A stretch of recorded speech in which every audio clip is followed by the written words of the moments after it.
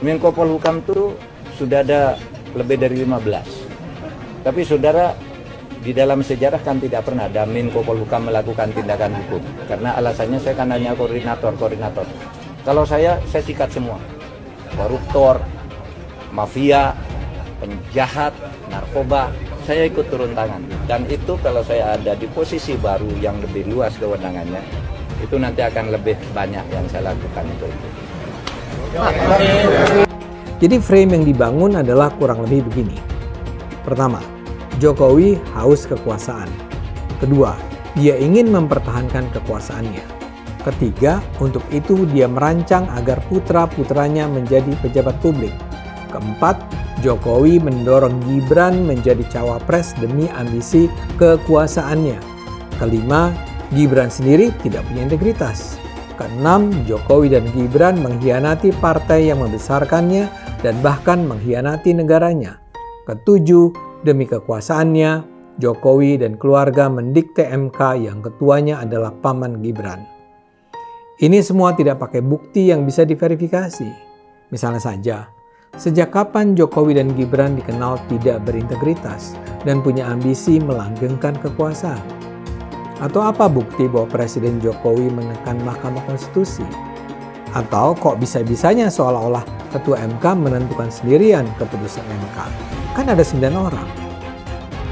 Jadi isi video-video itu ya sekedar menuduh, mengarahkan penonton untuk menentang Jokowi, menyimpulkan tanpa bukti, dan menyebarkan kebencian. Ini tuh negara demokrasi, bukan negaranya Pak Lurah. Jangan karena demi biar anaknya Pak Lurah nggak kelihatan dodol, jadi acara debat cawapresnya dihilangin seenak jidat kayak begini. Ini yang harus kita lawan. Jangan salahin rakyat. Kalau punya pikiran, semua sektor dikuasain sama Pak Lurah untuk menangin anaknya. Malah sok-sokan dengan muka polos, bilang taat konstitusi, tapi ternyata malah pakai tangan pamannya untuk mempermainkan konstitusi. Paham? Jangan cok gue.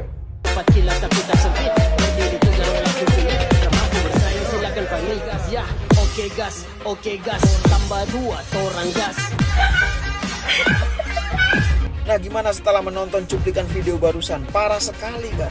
Coba deh saya tanya, apa manfaat dari joget-joget seperti itu? Apakah itu bisa memberikan solusi bagi masyarakat? Bagaimana ketika tantangan ekonomi ke depan? Bagaimana ketika bahan-bahan pokok sulit? Apakah semua itu bisa dijawab dengan cara joget-joget seperti itu? Tidak kan? Apalagi Pak Prabowo ini kan sudah berumur, sudah 72 tahun. Cobalah, gak usah seperti itu, joget-joget seperti itu. Tidak ada manfaatnya sama sekali. Ya sekarang coba deh diingat-ingat kembali apa yang pernah disampaikan oleh Presiden Jokowi. Beliau kan menyampaikan, mari adu gagasan dan ide, bukan adu joget-joget atau gemo-gemoan seperti itu. Ya sekarang adu gemo-gemoan ini kan cuma gimmick doang. Gak ada manfaatnya sama sekali buat masyarakat. Gak ada manfaatnya sama sekali buat rakyat. Semua itu hanya gimmick untuk menutupi kelemahan Prabowo dan Gibran. Tim suksesnya Prabowo Subianto hanya jual gimmick gemoy, ya, karena mereka tahu capresnya tidak punya ide dan gagasan untuk bisa memimpin negara sebesar Indonesia. Makanya mereka tuh jual gemoy-gemoy.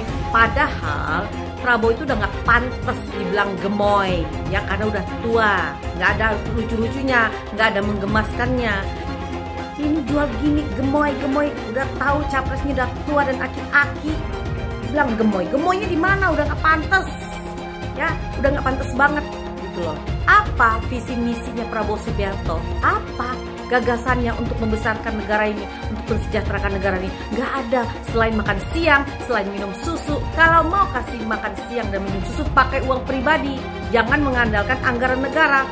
Siapapun juga bisa melakukan itu, ya. Tolong ya kepada tim sukses Prabowo Subianto, jangan jual-jual gimmick. Jualah ide dan gagasan untuk bisa memajukan bangsa dan negara kita ini. Karena tim ses Eyang Prabowo sekarang ini beramai-ramai ngajarin relawan dan pendukung Mas Ganjar dan Prof Mahfud soal cara berkampanye.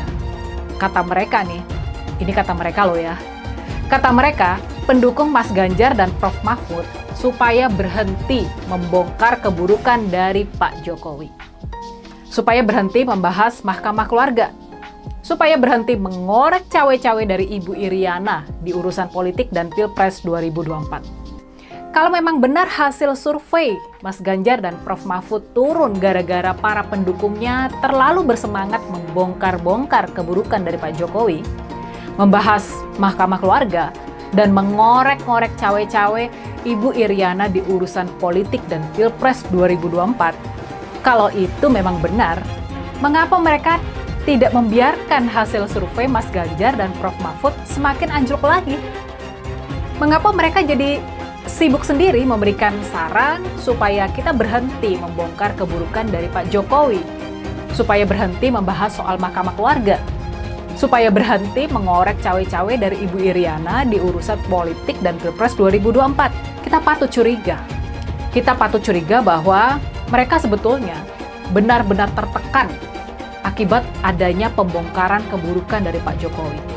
Akibat terus-terusannya masyarakat membahas soal Mahkamah Keluarga. Jangan-jangan ya, angka survei yang Prabowo dan Mas Gibran benar-benar anjlok gara-gara semua itu. Kita jangan ciut sama gertakan mereka. Teruslah berjuang buat memenangkan Mas Ganjar dan Prof Mahfud. Ya, jadi kalau konsultan politik Prabowo saat ini mencoba untuk membranding Prabowo itu dengan sebutan yang menurut mereka itu adalah sebuah kelucuan. Misalnya mereka ini mengatakan bahwasanya ya Prabowo itu adalah gemoy, kemudian Prabowo itu sering joget-joget dan lain-lain. Ya, semua itu hanyalah upaya untuk menutupi karakter dan watak asli dari Prabowo Subianto, yang mana memang orangnya ini dikenal suka marah-marah dan temperamental. Bahkan mungkin teman-teman semua juga masih banyak yang belum tahu ya, bahwasanya Prabowo ini juga pernah menggebrak-gebrak meja di hadapan para ulama.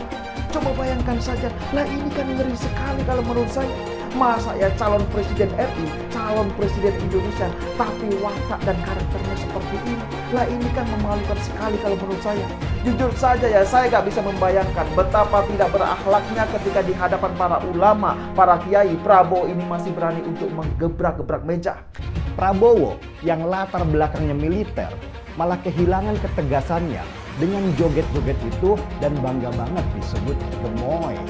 Padahal menurut teman saya, arti gemoy itu adalah gemuk letoy. Bu Mega malah jauh kelihatan lebih muda dari Prabowo meski usianya beliau itu jauh lebih tua. Pidato Bu Mega yang bicara di depan para relawan Ganjar Mahfud itu jelas-jelas membakar semangat orang-orang yang hadir di sana. Ketika Bu Megawati menemukan tanda-tanda bahwa Neo, Orde Baru akan bangkit lagi, dia keluar dari kandang bantengnya dan mulai memimpin perlawanan. Tanda-tanda bangkitnya Orde Baru, rezim yang dulu dilawan oleh Bu Mega, mulai terlihat ketika pemerintahan yang sekarang memakai cara-cara yang sama dalam membungkam demokrasi. Tanda-tandanya itu mirip banget, seperti pengerahan alat negara, merusak Mahkamah Konstitusi, dan menggunakan hukum sebagai alat untuk menyandera banyak tokoh politik dan banyak pejabat. Bangkitnya Orde Baru itu sangat berbahaya. Orde Baru itu punya prinsip pembungkaman demokrasi, karena demokrasi itu menghalangi absolute power. Dan absolute power itu bisa merusak banyak segi pemerintahan dan negara, seperti merusak hukum, mega korupsi, dan nepotisme yang berdasarkan keluarga dan kroni-kroninya. Jadi saya mengikuti arahan Bu Megawati, meski saya itu bukan kader PDI Perjuangan. Karena baru di Pilpres sekarang ini, situasi bahaya ini jauh di atas masalah siapa calon presidennya, tetapi fokus pada terancamnya demokrasi kita. Saya mendapatkan berbagai laporan tentang dugaan kecurangan dalam tahapan pemilu. Laporan yang saya terima antara lain ada dugaan pemasangan baliho parpol oleh oknum tertentu. Sebaliknya terjadi juga penurunan baliho parpol tertentu yang diduga dilakukan oleh aparat. Alat peraga sosialisasi capres cawapres tertentu diturunkan oleh oknum Satpol PP kepada aparat keamanan. baik itu TNI, Polri, serta aparatur sipil negara dan birokrasi, juga KPU dan Bawaslu, hendaknya bersungguh-sungguh menjaga netralitas.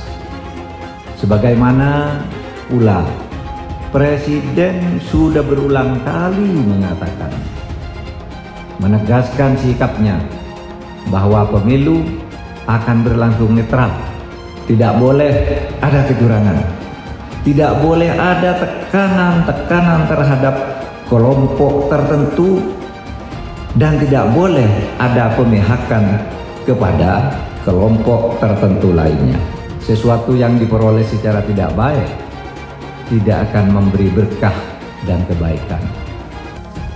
Nah, yang pasti kalau buat saya dibandingkan misalnya Pak Gibran jadi maju gitu, Mas Gibran gitu ya. Ya saya pilih Ganjar sama Mahfud lah, karena lebih teruji kan. Anda jadi wali kota baru 2 tahun 3 tahun kan belum teruji juga. Ini urus negara loh, mau jadi presiden loh. Kalau Anda belum lengkap, belum pernah di legislatif, belum nasional ya maksudnya DPR. Kalau DPR kan boleh ngerti nih pemerintahan seperti apa. Anda belum pernah di eksekutif yang tingkat provinsi, Anda nggak ngerti jadi presiden nanti. Ini bukan soal belajar coba-coba loh. Ini negara dipertaruhkan untuk 2045. Kita kan mau mencapai 100 tahun ini mau jadi apa? Kalau coba-coba, ini negara sebentar lagi 300 juta penduduk kita. Mana boleh kita kasih orang coba-coba. Saya tidak meremehkan anak muda ya. Anak muda bisa lebih kreatif gitu ya. Tapi bicara tata negara, Anda harus mengerti konstitusi. Anda bukan hanya untuk berani untuk maju.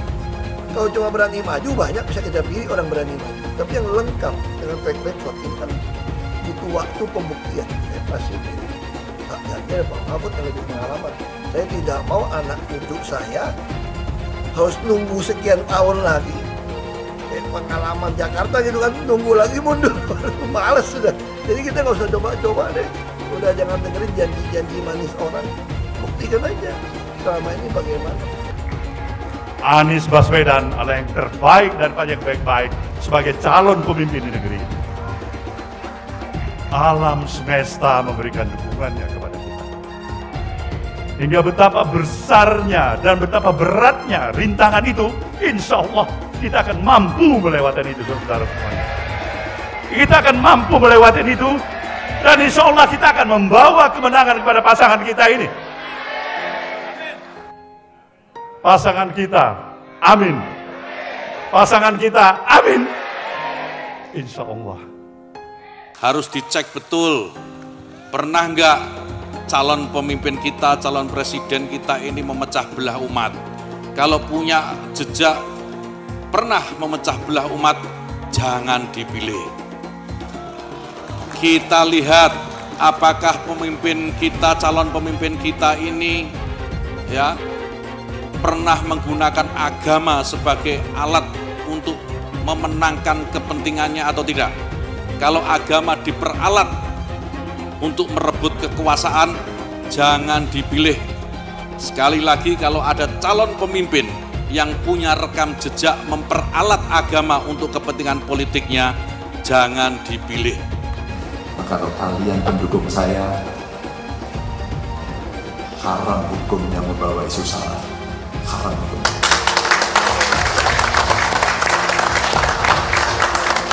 Kita sudah lelah dengan isu itu. Kita menjadi bangsa yang terbelah. Dan untuk mengembalikan susah. Umat Kristen di Indonesia memang minoritas, tapi jangan salah. Umat Kristen akan memegang peran menentukan apakah Anies akan menang dalam Pilpres 2024. Kalau secara perlahan semakin banyak orang Kristen yang berpaling ke Anies, yang akan menang nantinya sangat mungkin Anies. Suara pemilih Kristen di Indonesia adalah sekitar 10% lah.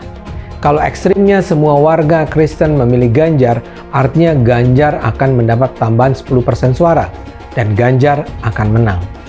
Nah, itulah saya katakan kekompakan suara pemilih Kristen akan menentukan. Begitu suara pemilih Kristen terbelah secara timpang, Anies akan bisa mengalahkan Ganjar. Anies tahu jagoannya itu hanya akan menang kalau bisa memecah suara pemilih Kristen. Sekarang semua bergantung pada umat Kristen. Kekompakan pemilih Kristen akan menentukan apakah pada akhirnya Indonesia akan dipimpin Anies atau Ganjar. Elektabilitasnya Anies merosot ya seiring mulai terkuaknya kontroversi dari kepemimpinan Anies di Jakarta. Gen Z juga tahu kalau Anies adalah sosok yang didukung kelompok intoleran yang membuat Pilgub DKI 2017 menjadi sangat kotor. Politik identitas yang mengarah ke perpecahan seperti yang dikeluarkan pendukungnya Anies, yaitu Kadrun bin Kampret, kafir lah, laknat lah, PKI lah, ya cuma itu doang kemampuannya. Itulah pendukung Anies. Jangan pernah takut melawan Kadrun yang cuma pengen Indonesia hancur. Siap kawal kasus Ahok, siap penjarakan Ahok. Takbir, takbir, takbir. Siap kawal kasus Ahok. Siap. Siap kawal kasus Ahok. Siap. Betul. Betul. Tangkap, tangkap, tangkap si Ahok. Tangkap si Ahok sekarang juga. Tangkap, tangkap, tangkap si Ahok. Tangkap si Ahok sekarang juga. Takbir. Allahu Akbar. Takbir. Allahu Akbar. Tangkap, tangkap, tangkap si Ahok. Tangkap si Ahok sekarang juga. Tangkap, tangkap. Tangkap si Ahok sekarang juga. Lagi. Penjajahan di depan mata itu di Jakarta. Kita semua pribumi ditindas dan dikalahkan. Kini telah merdeka. Kini saatnya kita menjadi tuan rumah di negeri sendiri. Anies, ibunya Arab, bapaknya Arab, kakeknya Arab. Mas Anies nikah dengan keturunan Arab. Menantu Mas Anies, anak Mas Anies nikahnya dengan Arab lain. Jadi Mas Anies kalau merepresentasikan Indonesia agak kurang keindonesiaannya. Mungkin 3% Indonesia aja yang bisa direpresentasikan oleh Mas Anies. Nasbi mengingatkan rakyat bahwa Anies kurang mewakili Indonesia karena dia Arab. Apakah ini rasis? Menurut saya tidak. Menurut saya justru ini nasionalis. Seperti di Pilkada DKI dulu, mereka juga ketol ingatkan warga DKI bahwa Ahok itu Cina. Lihat, Cinanya Ahok selalu dibawa-bawa. Bahkan sampai terang-terangan ajak ganyang bantai Cina. Jadi sah-sah aja kalau Hasan Nasbi bilang Anies itu kurang mewakili Indonesia karena dia Arab. Lah, mereka juga dulu begitu. Kalau Cina dianggap bukan pribumi, sementara Arab dianggap pribumi, itu baru namanya rasis. Rasis biadab itu. Kalau Cina bukan pribumi, Arab juga bukan. Hasan Nasbi cuma mengingatkan, pilih presiden yang pribumi saja. Saya bilang, Nis, ente nggak bisa jadi presiden. Kenapa? Karena presiden adalah orang Indonesia asli, saya bilang. DKI yang kita harapkan, Anies Baswedan yang begitu jelas Islamnya. 4 tahun 8 bulan jadi gubernur. Mana peraturan pergub saja yang melarang migrasi? Mana perda Islam apalagi? Yang akhirnya tidak berani juga menegakkan hukum Islam. Banjir tetap banjir, macet tetap macet, kriminalitas Jakarta. Anda tahu, 2 menit sekali terjadi pencurian. Sekarang orang sedang euforia, dia mau dicapreskan. Bagaimana umat terjebak lagi, bodoh lagi, masuk lagi. Kalau misalnya memang Anies itu mau maju dan dia tekad mau menegakkan hukum Islam dan menyatakan perlawanan, saya peduli. Tapi dia tidak lakukan itu. Tahu nggak, sumur resapan yang ngabisin anggaran beratus miliar itu meresap air agar masuk ke dalam bumi sesuai dengan sunatullah. Tetapi ternyata sumur ini tidak meresap air, malah airnya itu menggenang di sumur-sumur itu. Sumur resapan itu sekarang harus disiapin pompa untuk menguras air di sumur resapan. Kalaupun dia harus makan babi sepanjang jadi presiden, mungkin akan dilakukan. Jangan sampai Indonesia jatuh ke tangan pembohong. Jangan sampai Indonesia jatuh ke tangan Anies Baswedan. Jangan hanya konsentrasi pada pembangunan benda-benda mati yang indah difoto dan bisa ditunjukkan dalam 5 tahun hasilnya. Kalau kita mau menilai sebuah janji, maka lihat janjinya atau lihat kenyataannya. Dulu janjinya apa ya? Dan ini aneh, betul-betul aneh. Ini bukan kampanye, tapi saya sampaikan sini. Di satu sisi menyiapkan jalur-jalur air untuk dikirim ke laut, di sisi lain di lautnya dipasang dengan pulau reklamasi, tinggal tunggu waktu jadi rock, air balik. Dan ini melawan sunatullah. Kenapa? Air itu turun dari langit ke bumi, bukan ke laut. Harusnya dimasukkan ke dalam bumi, masukkan tanah. Di seluruh dunia air jatuh itu dimasukkan ke tanah. Bukan dialirkan pakai gorong-gorong raksasa ke laut. Jakarta telah mengambil keputusan yang fatal. Bukan banjir, itu memang parkir air. Bukan banjir, itu memang parkir air. Masyarakat berkeliling dengan membawa toa untuk memberitahu semuanya, termasuk sirine. KAI-BON 82 miliar. Apa alat transportasi yang dimiliki oleh hampir setiap orang? Alat transportasi yang dimiliki semua orang adalah kaki. Saya mensyukuri kenapa kalah, kenapa ditahan. Saya bersyukur atas itu semua. Saya coba bayangkan ya, kalau seandainya waktu itu kita menang, gitu ya, hari ini belum tentu kita bisa nikmati seperti ini. Kita bersyukur 5 tahun Tuhan izinkan kasih ke orang yang pintar ngomong untuk kerja. Coba kalau kita bayangkan gitu ya, kalau kemarin saya masih jadi gubernur, ini saya udah turun ini. Tapi yang pintar ngomong itu dikira orang hebat kan? Ini lebih berbahaya tahun 2024, langsung ketahuan karakternya. Langsung ketahuan itu. Di saya juga ada kutipan Pak di kamar saya Pak. Tulisannya, Jakarta telah mengambil keputusan yang fatal. Gus Dur itu buta mata juga buta hati. Pancasila Soekarno, ketuhanan ada di pantat. Anak Tuhan dari mana? Kalau Yesus anak Tuhan, bidangnya siapa? Besok di seluruh wilayah Indonesia kami katakan damai. Iblis hanya menggoda orang yang beriman. Makanya jarang-jarang orang kafir kerasukan setan. Yang kerasukan setan itu orang baik-baik. Jarang, saya belum pernah nengok Cina kerasukan setan. Pernah tak Ahok itu kerasukan setan? Enggak, setannya juga. Karena sesama setan dilarang saling menggoda. Karena di salib itu ada jin kafir. Karena di salib itu ada jin kafir. Karena di salib itu ada jin kafir. Haleluya. Kepalanya ke kiri apa ke kanan? Kepalanya ke kiri apa ke kanan? Kita percaya salib itu lambang mulia, bukan jin. Kok ketawa? Aku nggak nyindir siapa-siapa loh. Kalau Anda tanya saya jadi presiden, saya hari ini jadi presiden juga saya tahu apa yang saya mesti kerjakan. Karena saya udah kenyang dari DPRD tingkat 2, dari pengusaha, DPRD tingkat 2, bupati. Bupati itu paling kerja bener, paling ngerti tuh soal daerah seperti apa. Sampai hari ini portofolio saya lengkap sampai ke BUMN. Saya pernah legislatif, pernah eksekutif, tapi nggak usah andai-andai gitu kan. Tapi kalau saya hari ini jadi saya tahu apa yang saya mesti kerjakan. Ya Anda nggak usah khawatir. Kita nggak bisa hindari ada orang memanfaatkan soal SARA untuk kampanye, apalagi untuk menjatuhkan kita yang dikategorikan sebagai minoritas. Tapi bagi saya, ketika kita ada turun ke masyarakat, masyarakat juga bisa membaca, bisa merasakan mana yang tulus, mana yang tidak. Jadi ada guyonan gini dari teman-teman saya, bahwa saya itu bukan cuma double minoritas, tapi triple. Artinya apa? Udah turunan Tionghoa, Kristen, dan katanya terlalu jujur di pemerintahan. Jadi itu nggak disukain. Ini triple katanya. Relawan Anies yang mayoritas pengasuh khilafah, seperti kadrun FPI dan HTI, ingin melengsarkan Pak Jokowi. Dengan menggunakan politik identitas, relawan Anies akan menggulingkan Jokowi.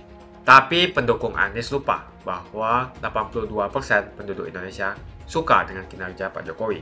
Ingat, di belakang Anies ada ormas pengasuh khilafah, seperti FPI, HTI, PA212. Saya yakin sebentar lagi karma Ahok akan mengejar Anies Baswedan. Apa sih arti Pilpres bagi Indonesia atau bagi kita semua? Artinya adalah bahwa kita dalam proses perjalanan berbangsa ini harus terus-menerus menaik kelas, harus terus-menerus naik tingkatan. Ada 3 orang kandidat, ada 3 pasang kandidat, ada pasangan Prabowo Gibran, pasangan Anies Muhaimin, dan pasangan Ganjar Pranowo sama Mahfud MD. Nah, kalau kita bicara melanjutkan, kalau kita bicara meneruskan, atau kalau kita bicara menggantikan, tentu saja patokan kita adalah pola kerja dan cara kerja presiden sebelumnya. Jadi patokan kita Pak Jokowi untuk menilai nih pasangan-pasangan ini gimana. Oleh karena itu sebetulnya Pilpres adalah melanjutkan apa-apa yang sudah ada, apa-apa yang bagus pada periode-periode lalu membenahi apa-apa yang masih kurang. Nah, pertanyaannya, kira-kira untuk bisa melanjutkan dan membenahi, siapa kandidat yang paling tepat untuk posisi itu? Pak Prabowo dan Gibran misalnya mengidentifikasi bahwa mereka adalah pelanjut Jokowi atau mereka meneruskan program-program yang dilakukan oleh Pak Jokowi. Karena itu misalnya Prabowo merekrut Gibran sebagai wakilnya, Gibran anaknya Jokowi. Jadi seolah-olah warisan Jokowi itu akan tumplek-blek ke pasangan ini. Ini positioning politik yang mereka ambil saat ini. Satu sisi ini melanjutkan semuanya, yang salah maupun benernya Prabowo Gibran. Jadi yang salah maupun benar pokoknya di copy paste dilanjutkan. Kalau Anies pokoknya semua salah, pingin diubah, gitulah. Berbeda dengan posisi Ganjar dan Mahfud. Ganjar dan Mahfud punya satu slogan yang dipahami terutama oleh kalangan Nahdliyin, memperbaiki apa-apa yang kurang, tetapi juga tetap mempertahankan apa-apa yang sudah bagus atau melanjutkan apa-apa yang sudah bagus. Ini positioning yang diambil oleh Ganjar Mahfud dalam membaca atau dalam merencanakan Indonesia ke depan. Beda dengan Anies sama Muhaimin. Kita tahu Anies dari zaman Pilkada Jakarta atau sejak dipecat jadi Menteri Pendidikan, posisinya kayak marah sama Jokowi, maka kemudian dia melakukan semacam dalam tanda kutip oposisi terhadap pemerintahan Jokowi. Karena itu wajar apabila slogannya Anies sama Caimin adalah perubahan. Perubahan itu maksudnya apa-apa yang sudah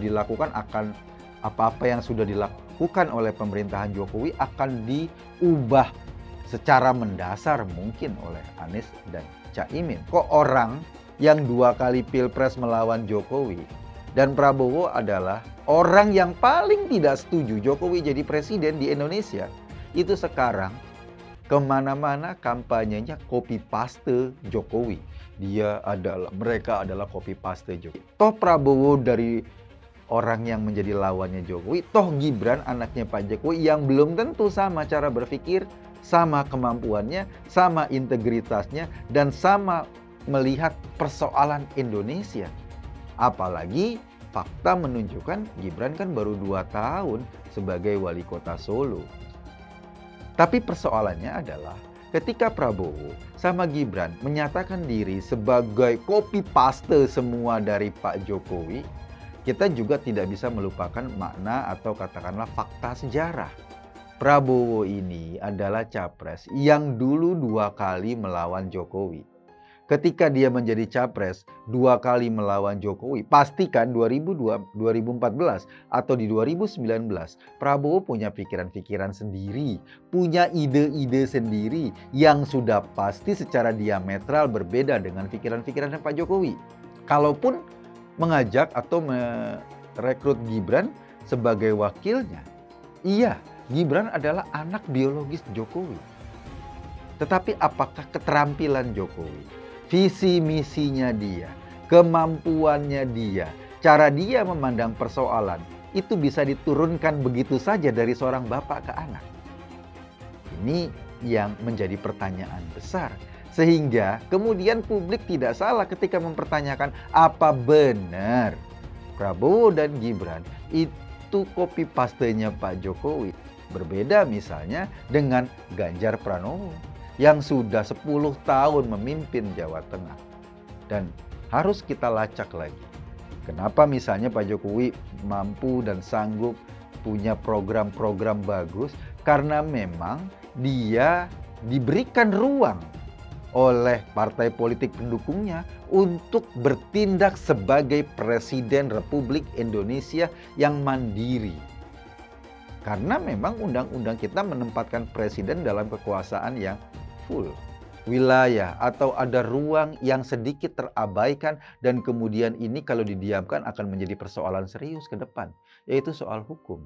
Dan kita lihat dalam pemerintahan ini ada banyak sekali kasus-kasus hukum yang pada akhirnya meminta kita untuk juga pemerintah yang akan datang konsen membenahi ini. Inilah yang disebut dengan melanjutkan apa-apa yang bagus dan kemudian melakukan perbaikan apa-apa yang belum sempat disentuh oleh pemerintahan sebelumnya. Artinya apa? Artinya secara teknis kemampuan Ganjar memang sudah teruji untuk melanjutkan apa-apa yang sudah dikembangkan Pak Jokowi. Karena bukan cuma teori seperti yang dilakukan Prabowo sekarang. Nanti. Tetapi sudah dibuktikan dengan hasil kerja di Jawa Tengah. Itu yang pertama. Yang kedua, kita harus jujur bahwa fakta hari ini, ekonomi kita memang cukup kuat. Kepuasan publik tinggi. Tetapi ada satu bidang dalam negara kita yang masih belum tersentuh secara maksimal, yaitu sektor hukum. Keterampilan, rekam jejak, pengalaman, bahkan latar belakang pendidikannya cukup untuk dikatakan kita bisa menempatkan harapan kepada seorang Mahfud untuk membenahi apa-apa yang masih kurang. Dan bukan cuma itu, yang paling penting dari penegakan hukum, yang paling penting dari pembenahan hukum adalah integritas orangnya.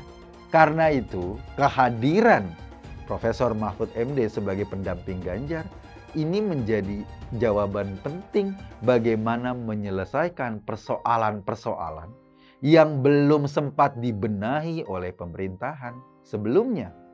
Pak Mahfud kita tahulah, dia bekas pejabat di yudikatif, di lembaga hukum. Dia adalah ahli hukum. Dia juga pernah menjabat sebagai anggota DPR. Sekarang menjabat sebagai Menko Polhukam. Jadi dalam konteks Pilpres, gua ngeliat ya, ada paket lengkap.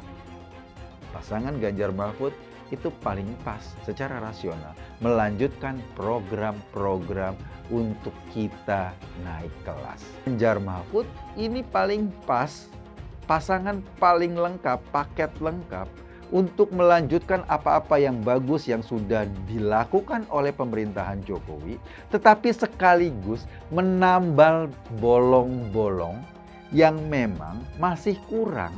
Karena yang namanya pemerintahan sama seperti manusia biasa, pasti ada kurang, ada lebihnya. Dan itu harus kita lihat secara jujur. Yang paling tepat adalah kelebihannya dibawa atau diteruskan, kekurangannya dibenahi agar bangsa ini makin naik kelas. Menjadi bangsa yang makmur sekaligus punya hukum yang tegak menjamin hak-hak semua warga negara. Semakin dekat Pilpres, relawan Anies semakin beringas dan Anies semakin galau. Dengan menggunakan politik identitas, relawan Anies akan menggulingkan Jokowi. Relawan Anies yang mayoritas mengasuh khilafah seperti kadrun FPI dan HTI ingin melengsarkan Pak Jokowi. Tapi pendukung Anies lupa bahwa 82% penduduk Indonesia suka dengan kinerja Pak Jokowi. Saya pikir kalau terjadi baku hantam, maka ada 82% yang akan menghajar kadrun pengasuh khilafah itu.